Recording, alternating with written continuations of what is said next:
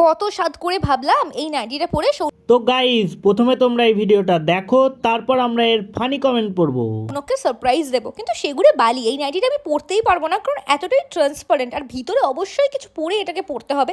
তবু আমি চেষ্টা করছি পরার, বাট মিশু আমার সঙ্গে এটা করবো আমি ভাবতে পারিনি। হ্যাঁ, মানছি এটার দাম 150 টাকা নিয়েছিল। 150 টাকার জিনিস তো 150 টাকার মতোই হবে না, 500-600 টাকার মতো তো হবে না।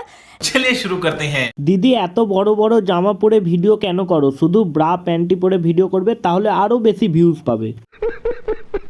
তুই তো ল্যাংটো হয়ে থাকিস, তোর জামা কাপড় পরা মানে বিলাসিতা। সব বের করেই তো সারপ্রাইজ দিয়ে রেখেছো। सारे मिलके हमको पागल बना रहे हैं। 150 টাকা মালের গায়ে 150 টাকার জিনিসই ঠিক আছে। দিদি, তুমি পা দুটো সোজা করে দাঁড়াও না কেন?